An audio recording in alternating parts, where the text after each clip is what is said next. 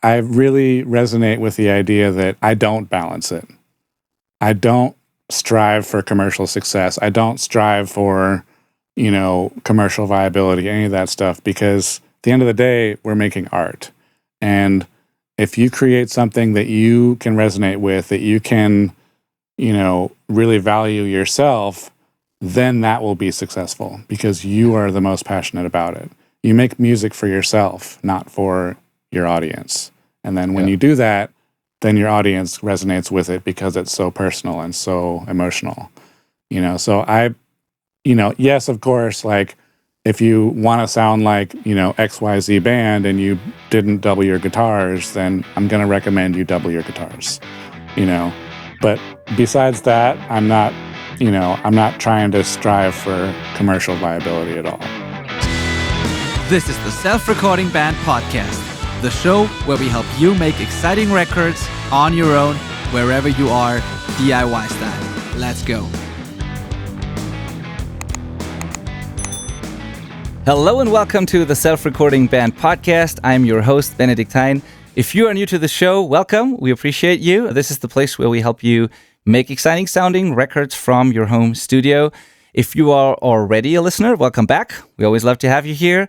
You already know what you're getting yourself into if you're listening to those episodes here on this podcast. Glad to have you back. This is available on Spotify and all your favorite podcast platforms, but it's also available in video format on YouTube. So if you weren't aware of that, just go over to the video version if you want to watch it, and vice versa. All right. So today, as you see, I'm not here with my friend and co-host Malcolm Owen Flood as usual, but I'm very excited to be joined today by Brendan Dekora. Brendan Dekora is a mix engineer, producer, and he's won a Grammy Award actually. So he's the real deal. He's worked with artists like the Foo Fighters, Trent, Reznor, Steven Wilson, Nine Inch Nails, many, many more are on the list there. We're going to talk about some of those things and how he was involved in certain projects, hopefully, but definitely knows what he's doing, definitely has some great advice on production, engineering, and if you don't know about him, now I'm very happy to introduce him to you. So, Brendan, thank you so much for taking the time to do this. Thank you for coming to our show and sharing some of your wisdom and experience with our audience. Of course, my pleasure. Happy to be here. Yeah, so cool that this worked out. I should say you're not only a mix engineer and producer, you're actually also helping other people produce better and mix better, right? You're also doing some kind of mentoring or coaching, very similar to what we do here, actually. A little bit. I was experimenting with some of it, and I'm still not certain that I'm going to go down that road. I might just leave that to you. But, I'm always happy to help my clients and happy to help out when people have questions. I'm always been the guy. If there's runners or someone below me, ask me any questions you got. I'm happy to answer. Awesome. That's awesome. That's also a great mindset and approach in general. And I think something that's getting more and more important today we've actually talked before when I was on your podcast, because you have an amazing podcast as well. And we talked a lot about pre-pro and helping artists, get prepared for the session or the mix or whatever. So I think that whole part actually gets more and more important. And it's really great to hear that you are willing and able to help people beyond just, the mixing job or whatever you're hired to do. Yeah, of course. I've actually been kind of leaning in a direction of like almost co-production, where I'm always happy to provide insights. If I hear something that could make the song, align with your vision even more, I'll always mention it, but I'm not trying to step on the producer's toes or trying to, produce or, get super involved, but I'm always happy to share what I think the song needs, Of course, yeah, totally. And you bring up an interesting thing here that is something that I wanted to touch on anyways. You said you were talking about the producer and how you work with other professionals involved in a project, which is something that not many people in our audience have a lot of experience with, I think, at least from the conversations that I have, because in the DIY world or like the indie band world, sometimes or often the producer is the artist, or they might hire a mixing engineer and maybe the mix engineer does some kind of remote production like I often do, or, things like that. But you come from a world and still work in that kind of world. And I do the same too sometimes, but probably you more than I, where there is an artist, but then there's also a producer and an engineer, and then you work with them, and then it's not just the one artist doing it all and then sending it to you to mix, right? Yeah, I mean, I do still work with producers. I come from the world of big studios in LA where there is a lot of big time producers all over, and some of my best clients are actually producers that I work with, and they work, send me all their projects to mix and engineer and that kind of thing. So it's always exciting to work with people like that, because then you have someone that can kind of guide the journey. And as we spoke about before, I don't know if the listeners have heard our episode together on my podcast, but we did talk a lot about the role of the producer and how having a producer on the team can really improve the final product a lot more. Absolutely, absolutely. So if you want to listen to that conversation, you can go to Pro Audio Perspectives. If you just Google that, or if you click on our podcast page, there is a link to Brandon's podcast. We actually re-shared the interview on our channel as well, so you'll find the link. And the podcast is called Pro Audio Perspectives. I highly recommend it because there's lots of great guests on there, great questions also. I really enjoyed the questions you've asked, and listen to that episode. I had a blast there, and we talked a lot about that kind of stuff. Yeah. So, is the majority of the work you do these days working with those producers, like you say, or is it a lot of like bands recording themselves and sending you stuff to mix? Does that happen at all? I don't even know. Yeah, I mean, honestly, a lot of it is now working with bands directly that don't have producers. A large majority of my work is mixing. I do still have a few clients that are producers that, I work on projects with them, but most of my work is with bands that are producing themselves. So that's why I like to, chime in as, co-producer or even producer if you need help with that, and help with any additional, stuff that you need. All right. Yeah, that's cool. We'll get to that and to the details of working with bands, and I have a couple of questions. But before we do that, I have one very different question, and that is, when I did my research here, and I mean, we've known each other a little bit at least because we've been in a sort of a program together, and then had this episode and stuff. But I still obviously did my research here, and I found one thing that I wanted to ask you about, and this is, can you please tell us how your passion for music was triggered by an angry teenage sister? I just love that sentence. So I wrote out in my bio recently, that's what he's talking about, so when I was young, my oldest sister got in an argument with my mom. I was young. I was like 5 years old or something. And got in an argument, like screaming argument, and my sister stormed into her room and blasted Led Zeppelin so loud that the house shook. Like it was, and I had never really experienced music. I mean, I've obviously heard music before, but not to that level, not that loud, frankly. And it just really triggered something in me. It kind of, I hadn't really experienced the power of music in that sense before. And of course, afterwards, I, snuck in my sister's room and was asking her about what the music was and listening to stuff and all that as well. So it definitely triggered my interest. That's for sure. Yeah, absolutely. Yeah, totally. I love that story. That's great. So, but between that, you were 5, like you said. Between that and then working with like big name artists, what happened in all those years in between? Like, how did you become a producer? What was your journey? Right. And have you been a musician yoraself at all, or did you go straight to the studio world? Yeah, I started as a musician. I actually started on guitar when I was very young. I didn't really practice too long. It hurt my fingers and it was too hard, and I gave it up rather shortly. And then I picked up drums a little while later, and I became a drummer. I was in, little local high school bands and stuff like that. And that kind of triggered my passion for music even more. And, after high school, I was trying to figure out, what to do with my life like everyone does.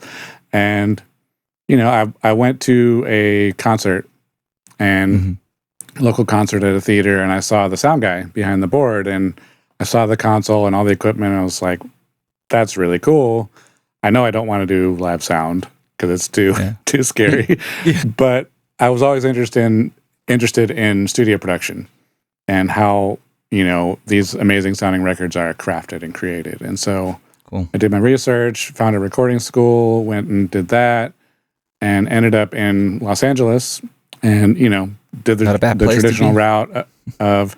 Well, yeah, it's actually interesting. I was planning on going back home. I was living in Colorado at the time. Okay. Planning on going back home, and while I was in school, my entire family moved to California. Mm-hmm. One sister to San Diego, another sister to San Francisco area. My mom moved to Santa Barbara, and so there was not a lot left for me in Colorado. And then in the program, you had to do an internship, and so you had to start researching which studios you wanted to work at to provide it for the school to try and get you positions. And looking at the studios, and they're all very small, studios, local studios. And I was like, well, if I'm really gonna dive into this at the top level, LA is the place. Exactly. And so I came to LA, and I honestly still haven't been back to Colorado. I worked in various studios over the years, and as an assistant engineer, runner, worked my way up through all that, and eventually got opportunities to work with bigger artists, build my credit list, build my clientele, and I've been freelance for quite a while now, just mixing mostly and engineering sometimes, a little production, but yeah, that's kind of the summary of the story. Awesome, thank you for that. That's really cool. Well, I think LA is not a bad place to be if you want to do what you're doing. So I think that's a really good decision. It's kind of funny between those two places, because like the mountain climber and trail runner in me would love to be in Colorado, I think. Yeah, exactly. But the music producer and musician in me is like obviously loving LA. So both of those places sound exciting to me. But for what you've been doing, LA is the better choice, I think. Yeah. Yeah. Yeah, honestly, I still was shocked when I first moved to LA. I thought it was nothing but a concrete jungle. I didn't know there was mountains nearby. Like, I didn't know. I was so clueless on it. And when I moved here, it's like, oh, I still can go ride a bike or go on a hike or obviously go to the beach too. And, skiing isn't that far away either. And so it's definitely kind of the best of both worlds, Cool. Yeah, awesome. That's great. So it's interesting that you've been a drummer. I didn't even know that. And I mean, we talked a little bit about it on your podcast, though, where we said like that the drums have to be kind of spot on, and you can get away with quite a bit with guitars and other things sometimes, but the drums really have to be right. But like, do you think that drums are kind of something you're also really good at when it comes to engineering and mixing because you know it so well as a drummer? Like, do you think about drums maybe differently compared to an engineer who doesn't really know drums? Because I've learned that I'm not a drummer, but I learned to play drums because it's just fun and I love to do it. And while I was doing that, I figured that the better I got at drums, the better I could actually understand drummers, communicate with them, and then also make drums sound better just because I understood the instrument so much more. And I imagine like you being a drummer, that might have an impact because drums are kind of the most difficult and complex thing to work with in rock in a way. So do you think that helps at all? Or do you think differently about drums? Yeah, absolutely. I mean, I definitely remember a time when I was, sort of cutting my teeth in the studio when I would have, I'd work with my friends because I didn't, I was nobody cared to work with me. So I'd get my friends in the studio and we'd record, and I would specifically spend way longer than I should have, getting drum sounds just to try and figure out how to master that basically. So I definitely think that, being a drummer myself, I've certainly gone in that direction, and I definitely pride myself on drum sounds for sure.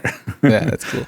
So now I have the question, like the most important question of all for you in terms of drums, and it's one that like people have been fighting over forever, and it's a very important one, and it's drummer's perspective or audience perspective. Oh, I always do drummer's perspective. Yes. And yes, I'm a drummer, but yeah. It was actually interesting because someone told me this story a while back, and it made perfect sense, is that whether you're a drummer or not, if you're listening to a song, you're going to be playing air drums. Exactly. And when you do this around the drums, if it doesn't pan that direction, it's disorienting. Exactly. And so that's the thing with me, Man, thank you so much. Thank you so much for saying that, because it's always an ongoing thing here on the podcast. My co-host and I, we are different. We have different opinions on this. He does audience perspective and I do drummer's perspective. But I'm totally with you there. And also I think that, at the end of the day, it doesn't matter probably. But I think that the only people who really care about this would be drummers anyways. And so, they want to hear drums. Right. So yeah. Right. Anyway, that's cool. So let's get back to working with indie bands a little bit, because that's our audience here mainly. What are some of or maybe the biggest sort of problem that you see or hear over and over again when you work with bands? Is there one common thing or one thing you wish that everyone would just know about that is still ignored despite all the information out there? I mean, that's tough because, my knee-jerk answer is drums, of course. Yeah. A lot of indie bands use programmed drums. Yeah. And I totally understand why, because it's expensive, it's complicated, to get it done right you have to go to a studio or get really good at doing it yourself and get a treated room, and it's the most complex thing, like you said. But I still, I guess part of it is, unless you're a drummer yourself, it's difficult to get programmed drums sounding like real drums. And yeah. I do have a number of clients that are really good at programming drums. Quite frankly, they send me the tracks and I honestly don't even know if they're programmed or not, because they're that good. Yeah. With all the plugins, now you can split it up based on the mics, and I just get the raw files and it sounds great. So I know that it can be done. It's just tricky when, to learn that. It's like learning a new instrument. If you're a guitar player, you kind of have to learn drums a little bit, like you said you did, to sort of master that in a sense. So I would say that's the main thing, I think, I completely agree. I completely agree. It's either they trying to record real drums but don't know how to do it well, and then they suck, or they try to or they try to program it, which like you said, I completely understand, but that has also, you have to also do that properly, and then they kind of struggle with that. And I think either way, especially with those people that do kind of solo projects where they're not a drummer, or that can be very problematic, just because if you don't know the instrument, you can also not program it really well. Sometimes we get sometimes we even get the occasional octopus thing where they program things that can't be done on a real drum kit, and then you have to explain. That's not possible. Yeah. But so totally, I think that's true. And it's not easy to do, to be fair. I totally understand that it's not something that you just don't wake up one day and can do it, really. But it pays off to learn that. And that's actually another thing too, is it's not really a hard line where, okay, now this is good and this is bad. I've gotten stuff that sounds really great, and it's just a little bit different vibe. It's it's maybe clear that it's not real drums, but there's also a whole sort of subgenre that is that kind of programmed drum sound with guitars and with everything else, and that can be very cool. So absolutely. I'm not saying that there's something that you definitely should not do. It's art at the end of the day. So there's no rules. Absolutely. And if you, like you said, if you use the right samples and you program it well and all of that, it's just like engineering real drums. You can get really great results because they are real recorded drums. And if you know how to work with that, you'll get an amazing result that sounds just as good. And it's actually, if you do it well, it's actually pretty hard to beat that with real drums, right? It is. Yeah, absolutely. So totally, I'm with you there. And then there's entire genres where even the machine gun thing is part of the aesthetic. So it's not always a terrible thing. So yeah, exactly. Tricky to get it right. Yeah, how did you learn? That actually brings up a very interesting topic, because it was just top of mind here in the studio yesterday. How did you learn which type of drum vibe or sound or tuning or choice of drums, shells, whatever? How did you learn how to know which of those things work for a certain song or genre? Because I remember I don't even know how I learned it, honestly, but when I remember that there was a time when I heard someone say, I don't think the snare drum fits the song really well, I was thinking how can a snare drum serve a song or work or don't work within a song? I don't get it. It's just a noise, you hit the thing, and you like it or don't like it. I didn't really get it for a long time until I did. And yesterday we had an artist send us multi-tracks, and they were recorded very well. But then they added in the upload form that we have, they wanted a dry, classic rock, AC/DC type of drum sound, and with a dry, fat snare drum and stuff. And then I listened to the multi-tracks, and it was a very high-pitched, funk snare kind of, with lots of overtones, very open, nothing like an AC/DC kind of thing. And I was like, okay, So we need to, something's wrong here, but like, and that made me think about like, how do you actually learn that, and how did you learn that, like that drums need to fit the vibe of a song, and what to choose and all that, those things? I mean, it's definitely a loaded question because, I mean, I guess like even that song you got yesterday, I'm sure that the drums that they sent could have worked.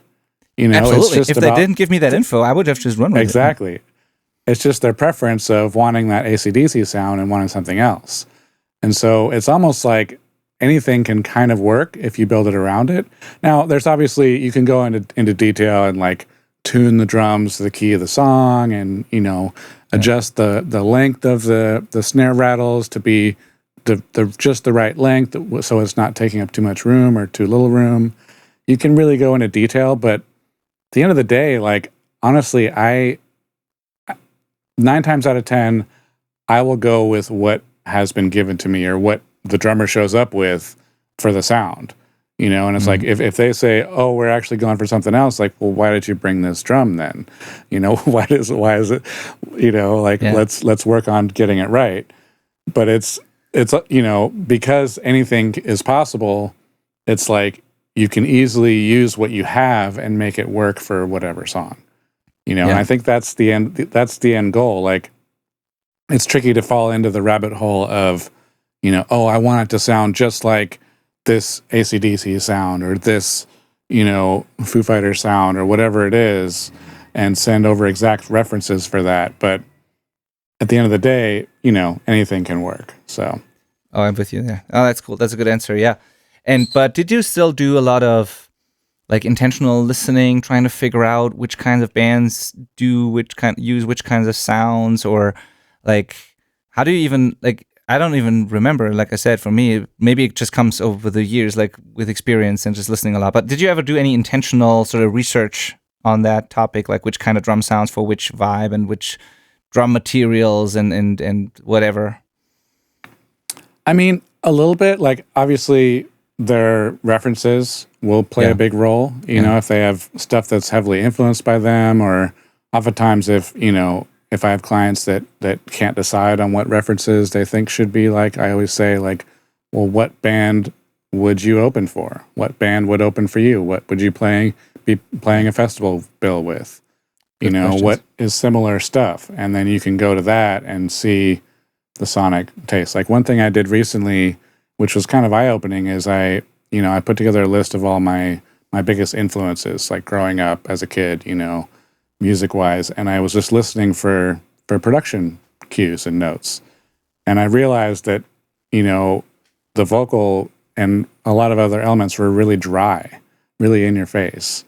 And so, you know, pulling from that, it was kind of eye-opening because frankly, I do use reverb, I do use effects, I do use all these things when I'm mixing, and to hear so many of my favorite things and realize that they're all dry is like, well, that's maybe a different aspect I could approach. And, you know, there's no rules. So it's, you know, it's always about experimenting and trying what works and doesn't work, you know. Totally. I love that story. That also means that the learning never stops, right? We can be in this for like decades and work on big records or whatever, but we always still try to get better, and we always discover things that we could improve. So, or change every once in a while, maybe, you know, just mixing it up every once in a while, I think is important. That being said, do you have any sort of go-to things that you've always done still to this day? Maybe some really old plugin or some old technique or something that you just can't live without, that you've been using since forever? I mean, basically? I would say there's two. It's a thing that's, you know, it's one of the things is to use the Eventide micro shift. It's a setting on the H3000 back in the day. Everyone used it. It just is a little bit of a spread. You know, it's like it's pitched up on one side a tiny bit, pitched down on the other side a tiny bit, and then like a little tiny delay, like a few milliseconds here and there, just to make things a little bit wider. You use an actual H3000 these days, or do you use the Soundtoys like the micro shift or something like that? Or? Yeah. Eventide actually came out with their own version of it because Soundtoys did. And, you know, Soundtoys is started by the guys that worked with Eventide originally, so they, it made sense that they did it. But I actually started using the immersive version because then I can, if there's any mixes that will need Atmos, I can easily just switch that to the immersive version and use it for Atmos as well. And it's cool. Really great for that. So okay, cool. Okay. Yeah, and then the other thing I said I was going to mention too is I want to say, actually, I wonder if it was the same engineer that taught me both of these. I kind of think it is. Anyway, use Lexicon 480 on the Buckram setting. It's this really obscure. I think it's under like the Wild Spaces folder or something, and it sounds terrible. Frankly, it sounds terrible. I think I've never used that one, honestly. Yeah. On a snare drum, if you add it just a little bit, it just lengthens the snare. It just gives it a little bit bigger room sound. Doesn't make it sound roomy like reverb. It just makes it a little bit longer. And it's great. It's awesome. I use it on almost every mix for sure. See, those are the nuggets that I was looking for. Awesome. I think I did never use that patch on the like that you said on the 480. It's awesome. That's really cool. It definitely sounds awful by itself, so don't turn it up too loud. Yeah. It's one of those weird things. It's like, this is it. This sounds terrible, but tucked in just right. It's amazing. Wow, that's awesome. So cool. Thank you. Now, another interesting question, and it might be the same answer, but maybe not. What is one like unconventional thing you do, or maybe unpopular, unconventional opinion you have about mixing a music production that you really believe in, but most people will say it's wrong or whatever? Like, is there anything that you can think of? I mean, the first thing that comes to mind is the fact that I really don't like to use drum samples. They've become so prevalent now with all mixing that I'm a drummer. I prefer a natural sound. And I'm not saying you can't get natural sounds with samples, but in order to use samples and get it more natural, you have to like bury them almost. It's just like a subtle effect where a lot of times in modern productions, the samples are so loud that it just sounds like a drum machine. It's this exact same hit over and over and over. And yes, there's plugins that will vary the volume a little bit and try and alter it, but I've just never been that person. And obviously, I do sometimes have to use samples. Of course, yeah. But when I can, I always try not to, And today I think that's controversial for sure. It is, yeah. I don't love that. Yeah, I'm with you there. I use drum samples a lot though, but I love like it's ridiculous when you see how we do it here. We put so much effort into making that natural. I almost always avoid things like trigger unless I really want one-shots for the aesthetic, but I always use a proper like library, like the Room Sound drum libraries, which are so amazing, or like Superior Drummer sometimes, or things like that, and then we would go like and really fine-tune all the velocities and the round robins and like all those things. It's ridiculous how much effort it takes to do that, but that's the only way. That's really the only way. Right. Because otherwise I can't stand it. Yeah, totally. Yeah. Okay, that's cool, yeah. But now here comes the thing. Okay. What do you say to a band if because I'm with you, like I said, but it only works if the drum performance and recording and all that is obviously good enough. Like, but then there are bands who have that same opinion and they tell you like they don't want drum samples, they want it all natural. But then you listen to the drums and you're like, well, I don't think I can get away with this. Like, and then sometimes it can be hard to convince that band to use samples and to be able to say like, well, but it will be better and still natural if we use some samples here. Like, what do you do in those situations? Did you ever get that?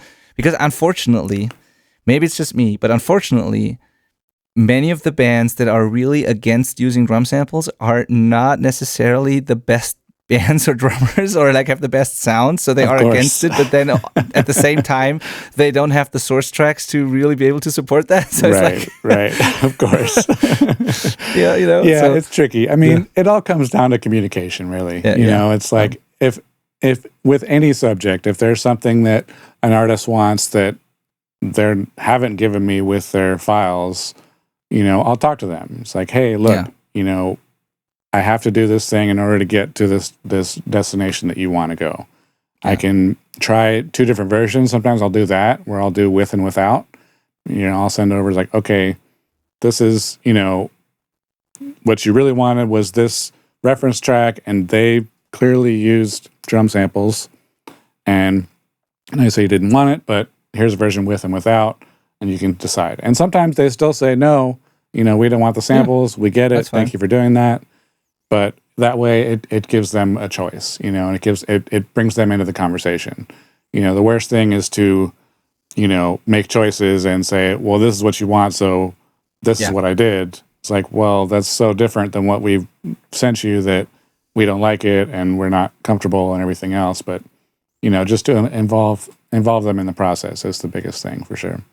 100%. Yeah. I'm glad you bring that up. It's like the communication really is everything. And, of course you want to serve the song and you want to do the best you can for the song. But at the same time, you are also, it's their vision. It's not your record. It's theirs at the end of the day. And it has to do with respect for the artist and with like being a good, listener, paying attention to what they really want. Sometimes they say one thing, but they actually mean something else. There's a lot of like reading between the lines sometimes, but all of those skills are so important when you work with artists. And yeah, at the end of the day, they need to be happy with the record, and we're there to do whatever we can to make that happen, right? So, absolutely. Yeah. And that's where I think also is, the difficulty sometimes with self-producing artists is that they think they want all these things and they don't want certain things, but they don't fully understand what's required to get it there. Yes. And so they try all these things and then they try to do it themselves, and then they're not familiar with the techniques required to actually get those results. So enlisting professionals, even if it's a mixer that can help with those thoughts, or a producer or anything else, someone to bounce ideas off of is critical for sure. Yeah, totally, absolutely, yep. Can you remember one like really eye-opening moment or like an aha moment in your career where you've worked with someone really impressive, maybe like a bigger artist, or it can be a smaller artist as well, but like something where you thought like, wow, that really changes everything for me. Like this is a very, impressive moment or whatever in your career? I mean, I guess I'll have to tell a very quick story about Dave Grohl. I was working with the Foo Fighters, and Dave is a very talented musician, as most people know. But, there's different levels of it. Obviously, there's many musicians, famous and not famous, that are very talented. But with Dave, he would go and do a vocal, sing the vocal down, and then he'd do a double. But the key is that he did not want to hear the first vocal. He sings the double with nothing else, just by himself. And then you turn them both on, and they're so perfect and so tight that it's like, it's impossible to do it with it on that tight. It's almost phasing at times. Wow. And, that was incredible, because it's like, yeah, I've heard people, really talented singers, get doubles so tight that it's phasing, but I've never heard them do it without even hearing the other one and just blindly do it again, and then it's exactly perfect, the same exact thing. Wow. It's crazy, That's crazy. Like, any specific reason why he does it that way? Like, did you say? I don't know. I don't know. That's just how he's always done it. He's never done it that way, and it works for him, obviously. So, yeah, it's crazy. Wow, and that is such an important part of his sound. That's funny too, because we had a group call in our coaching community earlier before this podcast today, and one of the questions in there was about recording vocal layers and doubles and harmonies and all that, and then I actually brought up the Foo Fighters example where he often has like a pretty loud mono double behind the lead vocal, and it almost has this like chorusy effect, and that's kind of his signature thing. It's a very important thing about the sound, and I had no idea that he does that without listening to the lead vocal. That's even hear insane. It's crazy. Yeah, because it was always impressive to me how tight it sounds, and I always thought obviously a good performance and probably a lot of editing, but it's like, in this case, it almost sounds like a chorus effect because it's like so tight, right? And wow. Exactly. And same with guitars too. When he lays guitars and he doubles guitars, it's the same thing. He turns off the original, lays it down perfectly, turn them both on. It's like, it's crazy. His timing is so perfect. His timing and pitch are so good that he doesn't want to hear the original. It's crazy. Wow. And what makes it even more impressive is that he also has, the energy and emotion. It's not like a boring, perfect performance, because there are people who can pull that off, but they're lacking like the energy and everything. But he anyone who's ever seen Dave Grohl perform, I think will agree that there's, Absolutely. So that's even more impressive that you can do it that with that level of like consistency and still having that energy and emotion in there. Wow. Yeah, it's crazy. Cool. That's a great story. Yeah, that's a moment for sure. Wow. Thank you for sharing that. It's awesome. Cool. So now back to your working with producers real quick and like on a team of people, I'd say.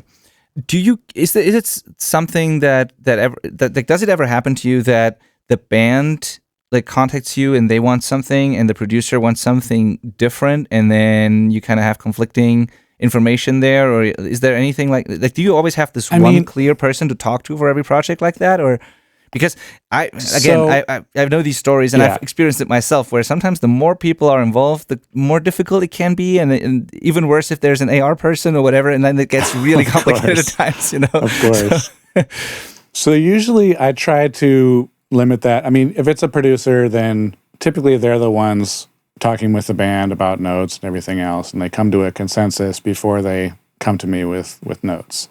I also when I'm mixing, I use a platform I do two things.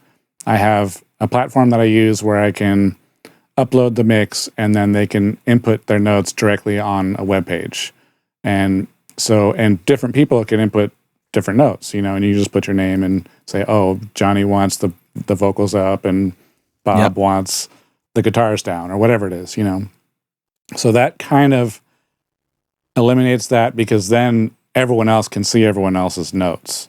And if, Johnny put in notes about the vocals being too quiet and Bob comes on and says, I want the vocals louder, it's like, well, make up your mind. You guys have to talk amongst yourself and figure out what you actually want, So that's one way that I approach it is having that platform is super helpful because then you can see everyone's notes, you can see all the different versions, you can go back versions and see everything, and it really makes everything really great. The other thing I do is I always encourage like a video call. I have a system where I can stream high-res audio with a video, so we can talk about stuff. And I can stream it directly from my system so you can hear it as if you're in the studio with me. Cool. And obviously host multiple people on the call as well. Yeah. So I can get the whole band on the call, get producer, everyone involved all together, and we can just have conversations. And that's even more valuable because, we can just talk about things. Like it's one thing to be more efficient, and it does help with efficiency instead of, oh, let's turn the drums up. Okay, sure. And I'll turn it up and send a new version. And then, oh, that's a little too far. Can you split the difference? Yeah, sure. And that process just took 3 days. Yeah. Versus 3 minutes, like it should. But it's also the idea where when we're all in the room together virtually, is we can talk about why certain decisions were made and what, like even I was doing one of those calls the other day and the client, said, I'm not sure what it is, but I really, I'm not hearing the vocals loud enough. Do we need to turn it up or what's going on? It's like, oh, let me just sit for a minute and play with it. And, he was saying that I should turn up the volume by X amount. It's like, well, it's maybe not the right thing. So I messed with it for a while and, made the vocals more present and clear and did not change the level of the fader. I did it with EQ and, a little compression, other things. And that was the answer that was needed. Instead of like, oh, I think that you should do X, Y, and Z. It's like, well, we can talk about it and decide why you want those things and what the core issue is. And then I can decide what the best choice of the best path to get us there, basically. Yeah. And so those things combined kind of eliminate that, miscommunication because, sometimes you do go in circles, and that's inevitable. Sometimes you want to change and then you come back 3 revisions later. It's like, oh, can we go back? It's like, well, we did the opposite of that a few revisions ago. Are you sure this is what, we're trying to do? And we can just have a talk about it. So, yeah. Totally. Awesome. Love that. Yeah. Having good systems in place is critical, but also you are a good communicator, obviously. And that helps a lot. And, I try. Yeah, it's that's so important, and I don't know that thank you. That's really cool. And Of also, course, I don't know. of I mean, course. I've never worked with you in on like a project or something like that, but you seem to be Mhm. also pretty calm and like as weird as that sounds, but like reasonable person, which is not always the case. Some Yeah. people are overreacting quickly, maybe, or taking things personally when Mhm. there's notes and stuff like that. And I have the Right. impression of you that you are able to, take it as what it is, and then figure it out, and Mhm. and to just stay calm and find a Yeah. solution for And that's everything, which is very important. that's actually one thing I wanted to touch on too. Is I've been going down the rabbit hole more of finding good personality matches with my clients. That's so cool. Because it's, of course, a genre match. My past credits can vouch for my work and all that. But if we don't get along, if we can't be friends, if we can't have a relationship, then it's not going to work. Even if I'm the perfect person for your genre and your style, if we can't, if we can't do that, then it's never going to work. So that's one thing I've been really, pushing lately, is just making sure that we can have a relationship, that we're a good personality match for each other. So good. So good. Yeah. And and sometimes you might know someone else who might be a good fit for that person, and you would think Right. they would get along, and then you can refer them to someone else, and everybody wins as well, right? Exactly. So, Exactly. Yeah. that's cool. Love that.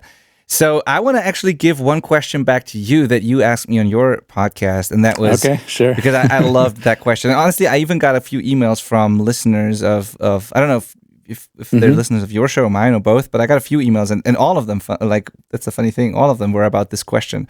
Or they pointed out the fact that this was such a great and also tough question to answer. So I want to give it back to you. And this is, how do you Awesome. balance artistic integrity with commercial viability? Right. So Or commercial it's success. a tricky question. That's why I like to ask it. It's a controversial question, and me personally, I really resonate with the idea that I don't balance it.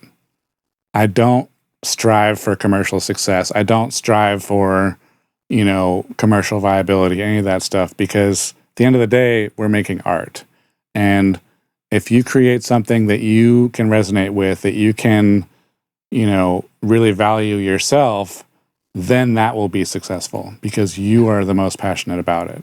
You make music for yourself, not for your audience. And then when you do that, then your audience resonates with it because it's so personal and so emotional. So yes, of course, like, if you want to sound like, XYZ band and you didn't double your guitars, then I'm going to recommend you double your guitars, But besides that, I'm not trying to strive for commercial viability at all. So. I love that. Yeah, I mean, there's always best practices, and yeah, like you said, if you have a certain goal, there's like things it's a good idea to do. But yeah, I love that answer. Did you read the Creative Act at all, the Rick Rubin book? It's on my list. There's been like 3 or 4 people that have talked to me about that, and I bought it, and I just haven't had a chance to start it yet. So and even better is like listening to it because he himself reads it, and it's almost like a guided meditation kind of thing. It's like really, nice. It's really cool. His calm voice. I follow him on Instagram, and I see all his little clips and stuff, and his little like meditational type things, and that's funny that he narrates the audiobook too. That's cool. Totally. Like, it's an experience for sure. Like the first couple of chapters, I was like, I don't know if I want to finish this. It starts off a little weird, and like it's what was a little too much for me even, but then it got like I loved it. I ended up loving it. So, and you're gonna like it too, I'm very sure. Nice. And he even says like pretty much what you just said, like the audience comes last. It's literally what he says. So, yeah. Right. Like, nice. Yeah. Awesome. Yeah, love that answer. Cool. Great. Awesome. So one more question here that has nothing to do with what we've been talking about previously, but I'm always interested in hearing answers to that. And that is, if you could meet and work with one artist or producer or anyone in the music industry, and time travel is totally allowed, doesn't matter if alive or dead, like anyone, who would it be? Who would you love to meet and work with? I mean, it's kind of a tricky thing because I have been fortunate where I've met a number of my idols. I've met a number of my biggest that I've been huge fans of. And most of the time, it's amazing. Most of the time, they're very sweet and very nice and very talented, and it's an amazing experience. Every once in a while, it's like peeking behind the curtain in Wizard of Oz, where you can see, oh, I put them on a pedestal and they're not quite as good as I thought they were. Yeah. Or, that kind of thing. It doesn't happen often, granted. Yeah. But occasionally it does, and that's more of a letdown than like I would rather not meet them at all than have that happen. I would rather just leave them on that pedestal and, be a fan than to find out that, they're a jerk or they're, not great or whatever it is, So I hesitate to even answer that because I'd rather leave it there than actually meet some of my idols, Cool. I don't know if that non-answer is valid, but totally. You got great answers, man. You got great questions on your show, and you also have great answers to these. That's awesome. So I got one more of these though. It's a two-parter this time, and that is, let's start with the first part. Is there a certain sound or vibe or something that you've created on a record that you've worked on that you are particularly proud of, like something you remember where like to this day you're like, yes, I really like how I made that thing sound? I mean, that's difficult too because I mean, I love everything I do, of course, but but no, it's there are some albums that are more unique than others that have sonic stamps on them that the client really wanted to do. Like there's some albums that wanted to do more of like a Black Keys sort of lo-fi vibe to it. And, I was able to do that and it sounded really cool. Other artists that wanted, a big, massive pop rock sort of production, and I was able to do that and it was really cool. And so it's like, I don't know what to answer that as because I enjoy the process of seeing the artist's vision come to completion. I enjoy the process of crafting something unique for each artist that fits their music, And so that's more exciting to me than one particular thing that sounded great, So, totally again, a non-answer, I guess, but no, totally get it. Totally get it. It's probably having a happy artist and they telling you that they love it is way better than you thinking that something sounds great that you've done. Right. So, and totally. Usually whenever they love it, I also love it too. Yeah. It's like their vision is very clear and very unique and cool. And it's like, oh yeah, would be really fun to create that with you. And let's try this out and let's make it work and let's do that. So, cool. Absolutely. Love it. Is there, and now the second part of this question, is there any, I mean, you don't sound like a person who's chasing like a lot of references and stuff. You talk often about like how unique and exciting things are important to you, but like, is there a certain sound that you've been chasing forever or trying to achieve, but for some reason just couldn't figure out yet? I mean, not really, because it's almost like, that's why I'm always happy to answer questions with people and happy to educate people and happy to share my knowledge, because you can take the exact same settings that someone used and apply it to your music and it doesn't sound the same. And so every time I'm creating a mix, even though, for example, an artist would I definitely want it to sound exactly like this other production. And I can try my hardest to get it to sound exactly like it, but it's not ever going to be exact. And so it's like, sometimes I beat myself up because it's like, oh, I wish I could get it a little closer. I wish I could get it a little farther, but it's unique. Every time I pull up a song, it's going to sound a little bit different, So as far as, trying to achieve something that I can't, I don't think I ever can achieve the exact thing that they want because their source material is different. And that being said, again, we can create something unique that's similar and very close to this other thing, but, also has unique characteristics because every song is different. Every every performance is different, so it's about finding that unique stamp that we want to put on it and crafting that. Cool.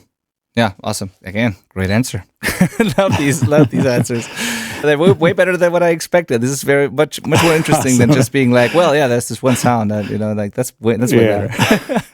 and like, it's also funny that anyone who's ever tried to recreate something has probably figured out that you can get close, but that's not the point. And it's actually a pointless thing to do. Actually, in most cases, so it's like I've actually have a story of where it was long ago when I was an assistant, and we were on a project. I think it was, I forget the exact artist, but they did what Taylor Swift did, where they wanted to recreate their back catalog and re-record it so that they could, get the licensing money that's not, attached to the label-owned recordings. And so we went to the studio and we recreated it, and same thing. We got really, really close, but it's not ever going to be exactly like the original, Same thing with, honestly, with even mixing, where, again, when I was assisting years ago, during the days of Guitar Hero, and all those video games where, all those songs were on, in order for those games to have those parts where the guitar got super loud or the drums got loud or whatever part it was, they needed the stems for the mixes. And almost all of them didn't exist. And so there were teams of people that were remixing all these old songs to be exactly like the current mix, but then print stems so that we could have it for the separation of the video game. And there were numerous projects where we spent all day trying to get the mix the same, and it was pretty damn close. But again, it's never exact. It's never perfect, So it's all about, creating the best you can with what you have, basically. Fascinating, yeah. That's actually fascinating. Even if you have to go back on the same project and there was a bunch of revisions and then you have to go back to a previous mix, and for whatever reason maybe you didn't do a save as, or you don't have the exact version from 5 days ago. Even doing that is tricky. Like, I had a hard time sometimes matching my own mixes from just a few days ago. Yeah, if that happens. So yeah, exactly. So yeah, totally get it. Yeah, totally get it. And I remember I was on and it's also cool about the Guitar Hero thing, because many people are not even aware what goes into making that, and all that. So that's cool. Like, sharing that. Right. There was a project we did where we were remixing Roxanne by, with not Sting, but the other one. Anyway, I'm totally blanking on the name. Anyway, Roxanne. But Sting was singing, and they did the mix. It was all analog, of course, and so they did the comping of the vocals. Sorry, that's the one quick now? Pause for the cat feeder. Yes. You warned me. Yeah. The cats are running. So one thing that we had to do was they did all the comping of the vocals on the console with mute automation. And so when we pulled up the multi-tracks, there was 5 or 6 takes of vocals, and we didn't know which one was actually used in the final song. And so we had to go line by line, listen to every single line, and recreate that comp that they made with console mutes. And so it's little things like that. It's like you don't think about all the time and work that people put into just to create these, stems for the video game. It's crazy. That's funny. Yeah, totally crazy. Yeah. Wow. Yeah, I remember listening. I don't know which podcast it was, but I think I heard it was Andrew Sheps definitely talking about how he was always fascinated by what Chet Blake does and tried to recreate whatever he was working on. And he even got, he called him and got the exact same plugins and settings and chains and everything. And he was like, it was nowhere near what Chet Blake was doing. Like I had the exact same tools, the same settings, like everything, but it just sounded like crap in my sessions, and I just ended up not ever trying that again, because Chet can do that, I can't, So yeah, exactly. So that happens. Yeah, really cool. That's super awesome. Interesting.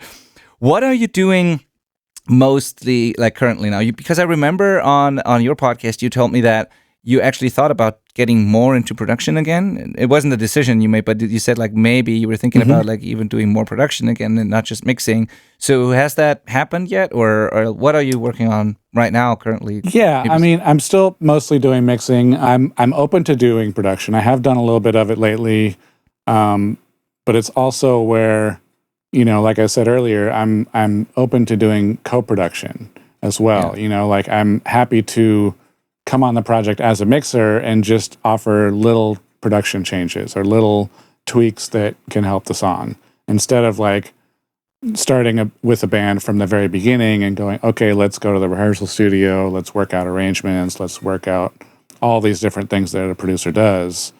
Again, I'm happy to do that as well, but I'm open to whatever it looks like, basically. Still mainly doing mixing. And any projects you're currently working on that you can share or that are coming up or anything? Anything you're excited about? I've done a number of projects with a band called Blue Widow. That's really cool.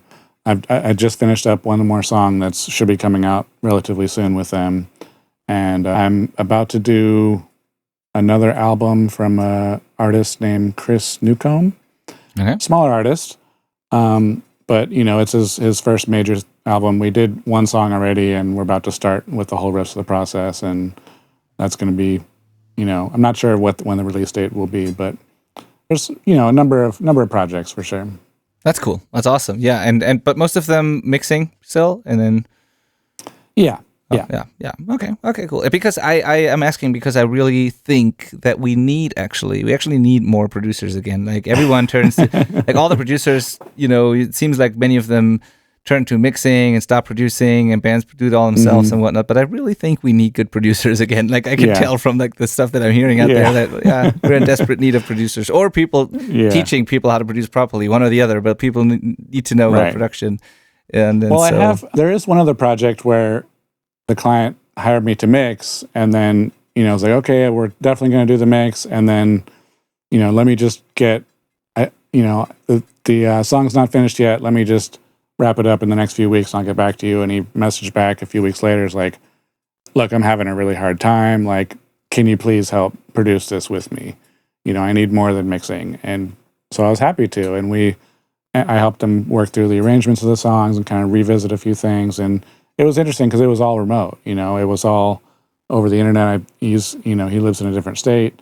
And so we were able to do it that way. And, I'd offer suggestions and he'd make changes and come back and with updates. And then eventually we, got to the point where it was finished and I mixed the whole thing and we just wrapped it up. And he's working on a release plan. I think it's going to come out next year. But it was really interesting to do that process remotely because I haven't done a remote version of that before. And so, because obviously if you can go to the rehearsal studio with the artist, then as a producer, that can be really helpful. But to do it in a remote way was great as well. Honestly, it really worked out well. So that was cool. That's good to hear. Awesome. Very cool. Yeah. Very exciting. And so, awesome. Before we wrap this up, there is the probably kind of a boring question because it's asked on so many podcasts, but I still always enjoy it. Okay. And that's the Desert Island piece type of question. So is there one plugin or one piece of gear that if it's the only one you could ever use or whatever, or the only one you like, the one thing you can't get rid of? I mean, it's difficult to say just one because, sorry, my cat is trying to walk on the computer and end our conversation. Let's assume. Okay, let's assume you have a pair of speakers and like you can make obviously the computer or something would be the thing. But like let's assume that's you have the basics thing. But like so we have solar panels to power the whole system. Exactly. Okay, let's assume you have a pair of speakers and a DAW and a computer. Though so right. I mean, I would say like. Let me answer that with a story.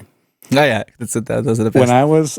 When I was an assistant, I was working at a studio, and there was people coming in doing mixes a lot. So I was able to watch people mix. And one engineer came in, and he wasn't really happy with the outboard gear in the room and the equipment in general. And so he's like, it was a big budget project. He's like, screw this, let's rent all this gear. We rented mountains of gear, like literally it was almost to the ceiling, stacked up. It was like a whole studio's worth of equipment, and we wired it all up, and his mix sounded amazing. Don't get me wrong. It was great. The next day, someone else came in, plugged in one reverb and a compressor on the vocal, and it sounded amazing. He used the console for everything else, nothing but the EQs on the console. And so that really taught me that, it's the cooking, not the kitchen. Yeah. It's how you use the gear. It's how you can get the results. And I hate to sound so cliche with it, because that is a common answer. But I've seen it firsthand, and I've seen it happen, and I know that, with the, there has to be a certain threshold of the quality of the gear.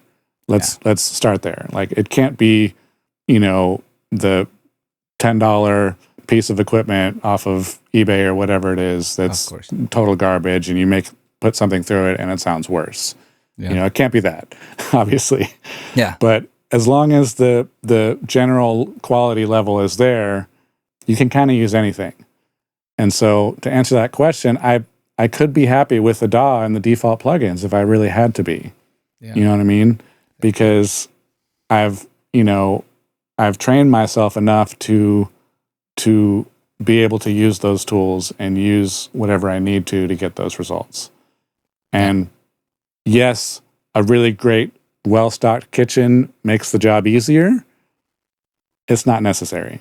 Yeah. So, yeah, agreed. It's kind of tricky, Yeah, but great answer again. I mean, ever heard an Andy Wallace mix? He uses the console and nothing but the console, basically. Right. Yeah. Like exactly. Yeah. So yeah, totally. Love that. Cool answer. Now, if people want to work with you and hire you to remote produce or mix or both or record and go to a studio, whatever, where can they find you? How can they contact you? And how does the process typically go? Is it just, if anyone's interested right now, which I assume they are, how does that work? Like, how do they contact you and what happens then? I mean, the best way is through my website, brendandekora.com. I'm also on Instagram and all the places. How it works is I like to get on a call with people. There's so many times when, you hire someone remotely and it's just through email and it's very impersonal and transactional. I feel that as a mixing engineer, my role is not just to make things sound better, but to be a part of the process, to identify what the vision is, to talk to people, to build a relationship. My ultimate goal is to become friends with my clients and to build an ongoing relationship. So we get on a call, we see if we're a good fit, and, I send a proposal, all the information you need to get started, and we go from there. Awesome. I love that. And I didn't expect anything less than that. Like, that's awesome. No, that's the way to do it, man. Like, don't just send out an email and that's exactly. Yeah. Cool. So go to brendandekora.com. You'll also find Brandon's podcast there, as I said, Pro Audio Perspectives, really great show, great guests on there. You might recognize, Matt Boudreau, Working Class Audio, and a couple of other great people on there. And then on the website, you find plenty of information about Brandon and your work, and just get in touch through the website, have a conversation with him, and see if it's a good fit. And I think what really, what gets across in a conversation like that is that there's nothing you can lose by doing that, because Brandon will tell you if it's not a great fit, and it's not just something where someone is trying to sell you something that you don't need. It's just, it has to work for both parties, and that's the only way you can create great art. So if you're at all interested in that, and if you like his work, contact him and you'll see. Thank you. Awesome. Great. Wow. So thank you so much for taking the time again to do this, Brendan. This was really cool. If we get any questions from our audience, because we always tell people to just email us, or they can send text messages, and then we have the coaching community, of course, and all of that. So if there's any follow-up questions or anything like that, can I send them your way? I don't know if there's going to be any, but cool. Happy to answer. Awesome. Yeah. Really cool. Thank you. Thank you so much. Cool. All right. That's it for today. See you next week. Thank you so much for listening, and bye, Brandon. Thank you for taking the time. Thank you.